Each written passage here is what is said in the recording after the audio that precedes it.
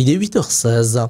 Bretagne 5, l'invité de la matinale. Et notre invité politique ce matin est Lancelot Durand. Il est membre des Républicains, ancien conseiller régional jeune de Bretagne. Il est avec nous en direct pour commenter l'actualité politique ce matin. Bonjour. Bonjour.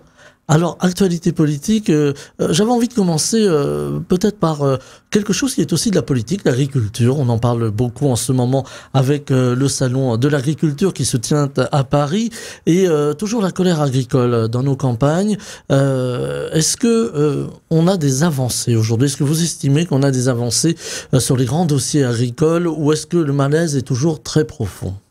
Alors, il y a une loi de programmation agricole qui a été votée récemment pour justement s'intéresser aux reprises des fermes ou des agricultures, enfin des exploitations, pardon, pour que les jeunes puissent reprendre et aussi augmenter dans les lycées agricoles. Après, ça vient d'être voté très récemment, donc il n'y a pas encore de résultat, mais le problème c'est qu'on fait un pas en avant du côté de la France, mais après il y a le Mercosur qui arrive, et c'est toujours comme ça. Il y a un truc qui est avancé, enfin une avancée majeure qui est faite en France, et on recule au niveau de l'Europe. C'est l'Europe finalement le problème de l'agriculture française? Je ne dirais pas ça quand même, mais le problème c'est que l'Europe veut faire des partenariats économiques notamment, avec le Mercosur et avec tant d'autres. Sauf que le problème, c'est que ce ne sont pas les normes environnementales. Et Xavier Bertrand, quand il a dit que notre assiette n'était pas une poubelle, il a tout à fait raison. Le problème, c'est que on va avoir des produits qui sont complètement gavés aux hormones, etc., dans nos assiettes. Et pendant ce temps-là, l'agriculteur français, lui, il va pas s'en sortir, puisque le coût de production est beaucoup plus cher, puisqu'il y a des normes, etc., respectées qui sont très sévères. On est dans le top 1 en Europe, pardon. Donc automatiquement, c'est de la concurrence déloyale. Avec aussi une demande de certains syndicats agricoles, la FNSEA pour ne pas la citer, qui veulent que les normes soient assouplies, ce qui fait un petit peu hurler du côté des associations et des écologistes. Le problème de la FNSEA, elle est dirigée par Arnaud Rousseau, c'est une défense majoritairement des grandes exploitations agricoles, ce qui ne sont pas la réalité en Bretagne. Généralement, les terres en Bretagne, c'est à peu près 150 hectares. Les fermes d'Arnaud Rousseau, je crois qu'on est sur les 400 hectares, enfin, c'est des exploitations totalement industrielles. Donc lui, il défend ce modèle-là avec pas de normes environnementales pour avoir une productivité, enfin regarder que le côté économique. Alors qu'il n'y a pas que ça, il y a le bétail et tout. Enfin, on peut pas tout miser sur l'économie quand on est agriculteur. D'ailleurs, la majorité des agriculteurs ne voient pas que le côté économique de l'agriculteur, mais surtout une passion, etc. Et de vivre aux côtés des animaux, etc. Mais bien évidemment. Et donc, les associations écologiques, des fois, vont un peu trop loin sur certains sujets. On peut pas arrêter les pesticides du jour au lendemain. Il le faut, c'est clair. Mais quand il n'y a pas de solutions qui vont en adéquation avec ce sujet, on ne peut pas y arriver. Enfin, on va avoir une décroissance en termes de souveraineté alimentaire et on n'aura plus assez pour se nourrir. Sauf si on prend bien évidemment les produits du Mercosur qui, dans ce cas-là, vont être totalement des déchets, en fait. Avec aussi la géopolitique qui bouge, vous me voyez venir, on va parler de Donald Trump tout à l'heure, mais justement ça nous amène aux États-Unis. Les États-Unis et justement cette nouvelle politique instaurée par Donald Trump, une espèce de politique rouleau compresseur, avec aussi une grande agressivité par exemple sur l'économie et particulièrement sur nos produits et nos produits agricoles avec des taxations possibles. Est-ce que là aussi il va falloir faire entrer en jeu la diplomatie pour essayer si c'est possible, finalement, de peut-être faire les États-Unis être un peu moins coercitifs avec la taxation des produits européens et particulièrement de nos produits français? Il va falloir. Depuis qu'il est arrivé, Donald Trump voit l'économie partout. Il a dit, sur l'Ukraine, à tout moment, c'est les minerais qui vont pouvoir trouver la solution. Enfin, il voit que du fric partout. Et la diplomatie, il la met de côté. Il remet en cause tout le monde multipolaire qui est aujourd'hui. Il pense encore qu'on est avec un bloc de l'Ouest, un bloc de l'Est. Le côté multilatéral, lui, il n'en veut pas. Il le rejette. L'ONU, qui est arrivé depuis la fin de la Seconde Guerre mondiale, lui, il rejette tout ça. Il dit qu'il faut... justement, il a quitté l'Organisation mondiale de la santé bon, il ne veut pas en entendre parler de l'ONU. Il pense que l'ONU ne sert à rien et que de toute façon, c'est que des mesures unilatérales qui vont régler le problème. Et donc, par des moyens coercitifs. Donc voilà, c'est refaire la Côte d'Azur à Gaza, je suis pas sûr que ce soit une très bonne solution. C'est reprendre le contrôle acquérir le Groenland. C'est nommer le Golfe d'Amérique. Enfin, je me demande s'il n'y a pas un problème, parce qu'un jour il dit ça, le lendemain, il va nous dire totalement l'inverse. Il y va un petit peu au bluff. Il essaie de jouer le commercial, finalement. Mais totalement. Un jour, il est capable de nous raconter quelque chose. Et puis, enfin, les relations sont bizarres. Emmanuel Macron, l'autre jour, le critiquait au salon de l'intelligence artificielle en disant, je sais plus ce qu'il disait exactement, mais il faisait en référence à son truc forêt. Et le lendemain, enfin 2 semaines après, c'est bon, ils se serrent la main, ils font comme s'ils étaient amis à la Maison Blanche, mais on voit bien que c'est pas sincère. Il y a une forme d'hypocrisie finalement, peut-être de la part de l'un et de l'autre. Hein, de l'un et de l'autre, je dirais, ils sont pas à l'aise. Enfin, on voit bien, Emmanuel Macron n'est pas à l'aise sur les vidéos, etc. Donc peut-être qu'il a un souvenir de sa poignée de main en 2017 avec lui. C'est fort possible parce que Donald Trump est quand même une grosse brute qui lui veut montrer qu'il peut avoir une grosse poignée de main. On le voit déjà quand il est venu très récemment à Paris pour l'ouverture de Notre-Dame. Bon, ce mec-là pense que a encore une vision arriérée du monde, quoi. C'est un peu le mâle alpha, c'est celui qui veut dominer tout le monde, qui est un peu le maître du monde, hein, on le voit un petit peu comme ça. Et puis, il y a quand même quelques dérapages dans l'entourage de Donald Trump. On a vu quelques bras levés, on pense à celui d'Elon Musk ou de Steve Bannon plus près de nous. Est-ce que c'est inquiétant, ce côté dérive très populiste, très extrême droitiste, si vous me permettez? Oui, c'est inquiétant. Apparemment, aux États-Unis, ça n'a pas l'air de choquer. Il y a quand même une dérive des républicains aux États-Unis, où Donald Trump est beaucoup plus à droite que la famille Bush ou alors Ronald Reagan. Bon, J.D. Vance, ça a l'air d'y être moins, mais bon, il y a des propos quand même sur la liberté d'expression en Europe qui sont pas tellement mieux. Mais le problème, c'est qu'au premier mandat de Donald Trump, il était un peu bridé. Mmh. Et il s'est senti que l'America First qu'il avait scandé n'avait pas si bien marché que ça parce qu'il avait été bridé justement par ses conseillers. Et donc il s'est dit, bah, cette fois-ci, j'aurai le dernier mot sur tout. Donc je vais me rapprocher et avoir des bras droits qui pensent comme moi et qui seront soumis à moi. C'est le cas avec Kennedy à la santé, qui lui, totalement complotiste, anti-vax, etc. Et on voit bien qu'il n'y a pas de limite, quoi. Mmh. C'est celui qui irait le plus loin. Et c'est du grand n'importe quoi. On voit aussi un ennemi qui se profile, enfin en tout cas on peut imaginer que Donald Trump le considère ainsi, c'est la Chine. Donald Trump a envie de s'affronter finalement commercialement à la Chine en faisant quelques alliances. On le voit sur le terrain de l'Ukraine où il préfère négocier avec Poutine plutôt que d'associer l'Europe et même le président ukrainien. C'est choquant cette attitude. Oui, parce qu'il y a une fascination chez lui envers les dirigeants illibéraux, on va dire. Xi Jinping, Kim Jong-un, Vladimir Poutine, bon, pas encore Alexandre Loukachenko, mais Javier Milei, tous ces gens-là, il est quand même très fasciné par les grosses brutes. Mmh. Est-ce qu'on se prépare à un monde de grosses brutes, finalement, pour reprendre votre expression? J'espère pas.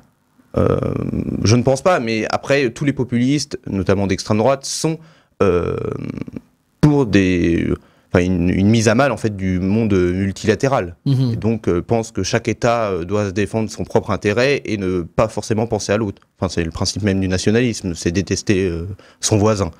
Et le problème, c'est que Donald Trump aimerait bien que ça se passe comme ça en Europe. On voit dans les propos d'Elon Musk, que ce soit sur Keir Starmer ou Olaf Scholz plus récemment. Bon, maintenant c'est Friedrich Merz qui l'a remplacé, mais il y a quand même une certaine volonté d'ingérence en Europe et de dire vous devez penser comme nous. Pensez qu'on est soumis, que l'Europe devrait être soumise aux États-Unis. Avec les nouvelles technologies, vous avez prononcé le nom d'Elon Musk, on l'a vu intervenir là, vraiment une ingérence au congrès de l'AfD qui, d'ailleurs, a fait ce week-end un score assez historique, une percée assez historique dans le paysage politique allemand. Donc l'AfD, on le rappelle pour les auditeurs, hein, c'est le parti d'extrême droite allemand. Là aussi, il y a une forme d'inquiétude parce qu'on voit quand même il y a une manipulation j'allais dire des masses, en tout cas des populations. Est-ce que c'est inquiétant ce côté nouvelle technologie et ingérence? Oui, il n'y a pas d'autre mot. Oui, parce que les grands PDG des réseaux sociaux ne veulent pas de limitation, ils veulent une liberté d'expression poussée à l'extrême, donc qui va même des fois dans le délit, qui n'est pas légal. Mais ces gens-là pensent qu'il faut être très ouvert sur les réseaux sociaux. Il est vrai qu'on ne peut pas non plus limiter tout et dire vous pouvez dire que ça. Je ne dis pas d'aller là, mais il y a certains propos qui relève finalement du pénal. Oui, et donc, voilà. on peut pas dire, bah non, en fait, c'est condamnable, mais vous pouvez le dire sur les réseaux sociaux, il n'y a pas de souci. C'est pas comme ça que ça marche. Et puis, le problème avec l'AfD, c'est que ils tiennent des positions très extrêmes, très populistes, en disant, il y a plein de soucis dans notre pays, mais vous inquiétez pas. En 2 temps, 3 mouvements, ça va être réglé avec des solutions simplistes qui ne sont même pas faisables. Et ces gens-là sont très démagogiques. Mmh. On a même vu ici en France le Rassemblement national s'éloigner quelque peu de l'AfD, en tout cas ne pas vouloir... Alors, s'éloigner, mais quand j'écoutais l'autre jour la session de la région Bretagne, Gilles Penel a pris la parole en parlant qu'il attendait impatiemment une alternative de la Bretagne et une alternative pour la France. C'est quand même le slogan de l'AfD. Donc, qu'on le veuille ou non, ces gens-là tiennent quand même des positions très extrêmes, vont dans des réunions de remigration au Parlement européen. Donc tout ça, c'est bien beau de dire on est distancé, etc. Mais ces gens-là sont dans le même sac. Mmh. Ils ont peut-être pas la même forme sur la façon d'exprimer leurs idées, etc. Mais en tout cas, sur le fond, c'est les mêmes. Que ça soit pour l'AfD, le Rassemblement national, ou alors la réunion l'autre jour qu'il y a eu aux États-Unis avec un bras levé. Jordan Bardella dit oui, je vais pas y aller parce qu'il y a un bras levé, mais il était quand même invité. Donc c'est pas rien. Marine Le Pen était très liée avec cet homme. Donc de toute façon, faut arrêter. Ils sont pas honnêtes, ils sont pas clairs. Ils essayent de dire oui, on est social, etc.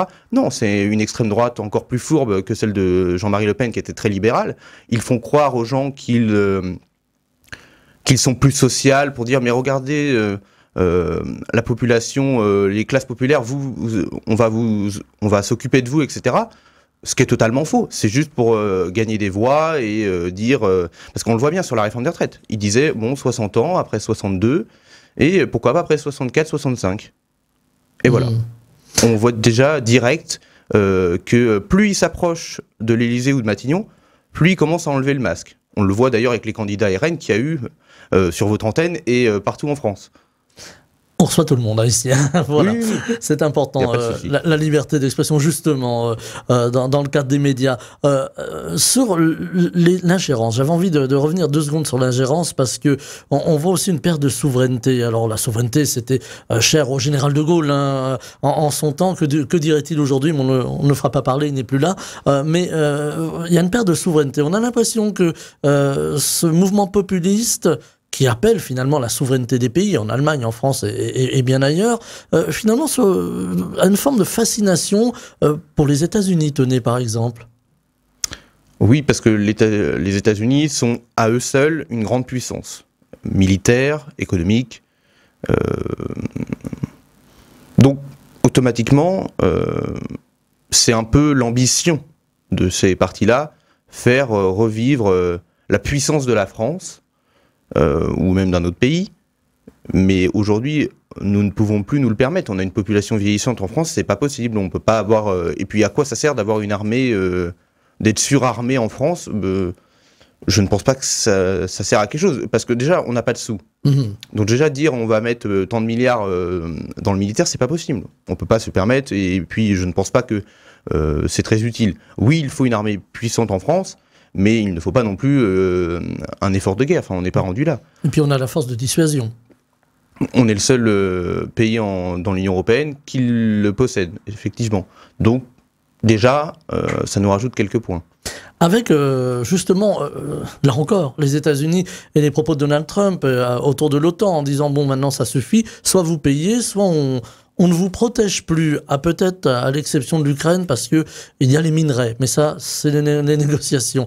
Est-ce que, justement, il va falloir repenser aujourd'hui une armée peut-être européenne, une armée des différents pays européens? Alors, c'est difficile de faire l'unité d'une armée, mais au moins, chacun dans son savoir-faire. Est-ce qu'il va falloir aller vers cette voie-là aujourd'hui? Il va falloir y penser. Vous m'auriez invité il y a un an, je ne vous l'aurais pas dit. Mais là, il y a quand même une vision des États-Unis de lâcher prise, de nous dire débrouillez-vous. On en a fait assez depuis le plan Marshall, etc. Nous, maintenant, on va prendre nos distances. On a des économies à faire de notre côté. Ils veulent diviser par 2 le budget de l'armée. Donc, si on n'est pas soutenu par les États-Unis, qui va nous soutenir? Donc, oui, on va être obligé, à 27, de reprendre une armée militaire. Je ne sais pas s'il faut aller vers un commandement unique de l'armée européen. Une forme d'OTAN européen, finalement? Oui, ça serait une bonne idée, je pense, parce qu'on est 27. Si on accumule toutes les sommes de chaque État pour le budget de l'armée, on est le 2e au monde. On dépasse la Chine et la Russie largement. On a entendu d'ailleurs des voix en Allemagne, le futur chancelier, qui vient à peine d'être élu, a appelé de ses voeux, par exemple, que l'Allemagne soit sous la protection de la force de dissuasion française. Alors, je ne sais pas courant penser s'il faut être soumis à quelqu'un ou pas, mais la France, en tout cas s'il y a une armée européenne qui se crée, il faut que la France ait un poids fort au sein de cette alliance, non pas parce que les autres ne sont pas légitimes, mais nous possédons la dissuasion nucléaire, que les autres ne possèdent pas. Donc, on doit avoir quand même, on doit peser plus dans l'alliance. Il y a aussi un côté historique de la France avec cette force de dissuasion. Oui. Justement, on est dans une recomposition aujourd'hui. On parlait tout à l'heure de la montée des populismes. Vous avez évoqué la France et justement, ça nous amène à la politique française. Aujourd'hui, on a un Rassemblement national très fort en France. On a 11 millions de Français finalement qui se sont tournés vers le Rassemblement national lors des dernières élections. Comment la droite républicaine, j'allais dire la droite classique, permettez-moi le terme, vous me démentez si je dis une bêtise, mais la droite classique peut peser face aux idées du Rassemblement national, face à une extrême droitisation de la société finalement? Oui, parce que je pense que sincèrement, la population n'est pas d'extrême droite, c'est totalement faux de dire ça. Mais alors déjà, il faut prendre le compte quand même que la dissolution a été faite le soir des élections européennes. Donc c'est pas les mêmes enjeux, et le Front National ou le Rassemblement National ont toujours été premiers, je crois, depuis 2014. Donc ils ont toujours fait des bons scores là-dedans. Donc automatiquement, si le lendemain vous dites vous revotez, l'échéance n'est pas assez éloignée, donc automatiquement ils vont faire des voix. Bon, ils ont fait 11 millions de voix, tant mieux. Je suis pas sûr que si aujourd'hui il y avait une dissolution, ils feront autant, mais c'est pas grave. Et la droite républicaine, oui, doit reprendre le flambeau. Et en quelque sorte faire ouvrir les yeux aux gens et leur montrer qui ils sont, parce que le Rassemblement national aime bien dire mais nous ne sommes plus d'extrême droite, nous sommes de droite, et LR c'est devenu un parti de centre droit. D'ailleurs, il y a un vœu qu'on entend dans la bouche de beaucoup de dirigeants de Rassemblement national, et même un petit peu plus loin de reconquête d'une union des droites. Est-ce que demain on peut imaginer que LR se fonde dans une grande union des droites? Est-ce que c'est quelque chose que vous imaginez possible ou pas? Non, j'en ai pas spécialement envie, mais faire une alliance avec le centre-droit, pourquoi pas. Avec l'extrême droite de Reconquête et du Rassemblement national, certainement pas. Je sais que le Parti socialiste l'a fait avec la France insoumise et le NPA et le Parti communiste, mais non, moi personnellement, je n'y suis pas favorable. Oui, on est en difficulté, on n'a pas beaucoup d'élus, on n'a pas beaucoup d'élus au sein de l'Assemblée nationale, dans les autres institutions on en a, mais c'est pas pour ça qu'il faut à tout prix faire des alliances avec des partis qui nous haïssent depuis le début pour garder des sièges de députés. Non, il faut savoir être authentique et respecter ses valeurs. Et pourtant, au Rassemblement national, on entend beaucoup d'intervenants qui se réclament finalement de la pensée gaulliste. Malraux, en son temps, avait dit tout le monde a été, est et sera gaulliste. Est-ce qu'on y est aujourd'hui? Est-ce que tout le monde est gaulliste aujourd'hui j'allais presque dire du PS à l'extrême droite? Alors c'est facile de dire ça, mais à la base, quand même, le Front National, c'est quand même un rejet du gaullisme. quand Jean-Marie Le Pen a fait essayer de faire évader l'auteur de l'attentat du Petit Clamart. Bon, on voit bien que ces gens-là ne sont pas gaullistes. On se rejoint sur l'idée de la souveraineté, mais il faut savoir quand même que le général de Gaulle était là à la création de l'Europe. Le Rassemblement national rejette totalement l'Union européenne. Avec une certaine idée de l'Europe, prônée par le général de Gaulle, l'Europe des nations, et avec une France forte, ou des pays forts en règle générale. C'est ça. Après, le Rassemblement national, le Front national à l'époque, en 2017, proposait le retour du franc et quitter l'Union européenne. Bon, comme par hasard, il faudra m'expliquer qu'en 3 ans, c'est bon. Non, on veut rester dans l'Europe et on va rester avec l'euro. C'est quand même bizarre. Enfin, il faudrait peut-être se poser des questions, leur dire, mais c'est louche. Comment on peut changer d'une position aussi radicale comme ça à devenir modéré sur la position et toujours traîner avec des gens qui veulent quitter l'Union européenne, être fan de Viktor Orban, etc. Enfin, je suis désolé, mais j'ai l'impression que les gens n'ouvrent pas les yeux. Justement, on a reproché à la droite, là encore, aux Républicains, de s'être un peu éloigné justement de la pensée du général de Gaulle. Alors, on va dire du gaullisme, pour prendre un terme générique, et d'avoir voulu être plus social, d'être peut-être tenez un peu plus proche des idées de la gauche. Est-ce que c'est vrai, ou est-ce qu'il y a eu vraiment un éloignement de la pensée originelle, et est-ce que ça a coûté finalement à LR, à la droite classique? Je pense qu'elle c'est un peu défaite de notre parti. Je dirais que la dernière phase, c'est celle avec Éric Ciotti qui, lui, se prétend gaulliste, mais au final, pour finir, n'en a strictement rien à faire. Enfin, il n'adoptait pas des positions gaullistes, il n'en parlait pas quand il faisait un discours, il parlait à chaque fois d'immigration, insécurité. Donc déjà, il avait que ça dans la bouche. Enfin, il proposait que ça pour notre parti. Immigration, insécurité, et les autres thèmes, on les rend minoritaires, alors que l'extrême droite parle de ces sujets pour eux qui sont majeurs. Pour nous, il y a l'agriculture. Enfin, il n'y a pas que ces deux sujets-là où on rejette la faute aux immigrés, surtout, ou à l'Europe. Et Éric Ciotti a un peu taché notre image sur ces sujets-là.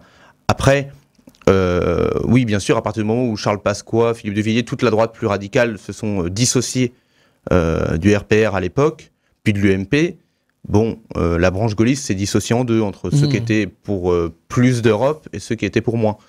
Donc automatiquement, aujourd'hui, le problème c'est que ces gens-là, maintenant, aujourd'hui, il n'y a plus que Philippe de Villiers, ils sont partis à l'extrême droite avec des positions semi-royalistes, donc je ne suis pas sûr que ça soit très intéressant de rattraper cet électorat. Il faut finalement une droite qui regarde devant et pas derrière, regarder les préceptes, là encore, de la pensée gaulliste, je ne sais pas comment on peut dire, mais regarder devant, faire avancer les dossiers sur l'économie, sur l'agriculture, on en parlait en commençant, et il y a quand même aussi ces dossiers, effectivement, de la sécurité et de l'immigration. Il y a une réunion cet après-midi à Matignon avec le Premier ministre, le ministre de l'Intérieur, le garde des Sceaux, le ministre également des Affaires étrangères. Il faut avoir un œil sur ce dossier qui met en exergue, je vais y arriver, aussi des dissensions diplomatiques. On pense à l'Algérie aujourd'hui. Il faut avoir quand même un œil là-dessus, mais il faut dépassionner le débat, selon vous. Je pense que c'est pas en donnant des coups de pression à l'Algérie qu'on va y arriver. Pour moi, il faut y aller en diplomatie. On a perdu en diplomatie aujourd'hui en France. La France, on l'entend moins, la diplomatie française aujourd'hui. Oui. Jean-Noël Barrot n'est pas un très bon ministre de l'Intérieur, autant comme il était très bon quand il était dans le gouvernement Borne, où il était en charge du numérique, c'était pas mal. Quand il est passé ministre en charge de l'Europe, bon, ça allait. Mais ministre des Affaires étrangères, il a quand même une vision très ancrée sur l'Europe. Donc je suis pas sûr qu'il défend très bien les intérêts de la France. Il défend surtout les intérêts de l'Europe également, ce qui n'est pas forcément top. On est loin de Jean-Yves Le Drian, qui était pourtant socialiste à la base, qui lui quand même savait défendre la France. C'est quand même un très grand ministre des Affaires étrangères. Mais oui, la question de l'Algérie, pour moi, ça va pas. On va pas la régler avec des coups de pression en leur disant on n'accueille plus personne, etc. Faut rentrer dans la diplomatie et rencontrer, mais cela relève du ministre des Affaires étrangères ou du président de la République. Je soutiens Bruno Retailleau, mais Bruno Retailleau, je suis étudiant en droit, très attaché à la Constitution, etc. Donc Bruno Retailleau doit parler de la sécurité intérieure, mais il ne doit pas, lui seul, parler des relations diplomatiques avec la France. Même si c'est la tête d'un des partis du gouvernement, il n'a aucun levier à avoir sur tout ce qui est relations diplomatiques. Ça relève de Jean-Noël Barrot ou alors du président de la République. Il faut savoir ménager l'Algérie, mais en même temps montrer une forme de fermeté. On a parlé de ces fameux accords de 68. Est-ce qu'il faut les dénoncer, les réécrire, reposer les règles sur la table? Les réécrire, je pense, parce que ça va que dans un sens. Et puis il y avait des laissés-passer pour des cadres ou je ne sais trop quoi dans l'accord. Bon, qui pouvaient venir se faire soigner en France, par exemple. Ça a été beaucoup dénoncé. Bah, c'est normal, c'est une mesure de bon sens. Enfin, on peut pas dire aux gens venez chez nous, on va vous soigner et puis basta quoi. Non, ça marche pas comme ça. Donc oui, il faut réécrire, repenser. Ça a été fait à l'époque en 68 pour apaiser les tensions au maximum. Bon, on voit bien qu'aujourd'hui les tensions elles se sont pas vraiment améliorées. Bon, après la reconnaissance du Sahara occidental n'a pas amélioré les choses non plus. C'est une erreur diplomatique de la part du président de la République, ça, d'avoir un peu provoqué l'Algérie? C'était une sorte de provocation, bien évidemment, mais on peut pas reconnaître, on peut pas, donner une importance au Sahara occidental en leur disant tenez, c'est à vous. On aurait mieux fait de ne pas prendre position sur le sujet, comme ça on faisait du tort à personne. Et ça aurait été mieux, là, de dire, et en plus, Rachida Dati est venue l'autre jour dans le Sahara occidental, bon. Après, on se pose des questions, pourquoi les tensions s'enveniment, mais d'un autre côté, on fait un peu pour aussi, pour que ça se passe pas très bien, donc au bout d'un moment, il faudrait peut-être, voilà, je sais pas. Et puis même, sur l'immigration, tout est à repenser, quoi. Les OQTF sont mal distribuées, elles sont pas exécutées, enfin, tout est à repenser, la façon d'intégrer, d'accueillir, etc. Enfin, c'est une catastrophe, quoi. Un mot sur la sécurité aujourd'hui, c'est aussi l'autre enjeu, l'autre grand dossier du moment. Alors, j'aime pas trop le terme d'insécurité parce que pour moi l'insécurité est un sentiment. Et le problème c'est que l'insécurité, je dirais plutôt la délinquance. Parce qu'en fait quand on parle d'insécurité, on fait un lien avec l'immigration. Voilà, faut dire les choses. Et le problème c'est qu'aujourd'hui l'insécurité, il y en a pas vraiment partout. Enfin, je suis désolé, par ici, il y en a pas. C'est plutôt sur les grandes villes comme Rennes. C'est sur les grandes villes, Rennes, Paris. Le problème c'est qu'aujourd'hui, il y en a plein, ils vivent sur les peurs. Et voilà, parle d'immigration. Enfin, je voyais des candidats aux législatives qui parlent d'insécurité et d'immigration dans des circonscriptions, dans la deuxième circonscription des Côtes-d'Armor. Pardon, mais il ne me semble pas qu'il y ait beaucoup d'immigration dans les Côtes-d'Armor, ni énormément d'insécurité. Faut savoir adapter ces sujets quand on se présente aux législatives par rapport à la circonscription. Il y a des sujets qu'on peut défendre à l'échelle nationale, mais aussi à l'échelle locale. Donc par ici, c'est plutôt tout ce qui est accès à la santé, déserts médicaux, agriculture, etc. Donc au bout d'un moment, il faut peut-être s'adapter au territoire. Il nous reste une toute petite minute, presque moins, me dit mon réalisateur. J'aurais voulu vous entendre sur les municipales, c'est l'enjeu de demain. Avant la présidentielle, j'imagine que les troupes sont en ordre de marche à LR. Alors, il y a déjà eu l'élection de Christiane Niasme à Villeneuve-Saint-Georges récemment. Bon, très bien, c'est en bonne voie. Après, bien évidemment, va falloir qu'on se prépare. Après, il y a les congrès des jeunes républicains, de la présidence des républicains. Donc, ça va y arriver, on va y arriver totalement. Ça devrait bien se passer. On espère qu'on gardera autant de mairies qu'on avait.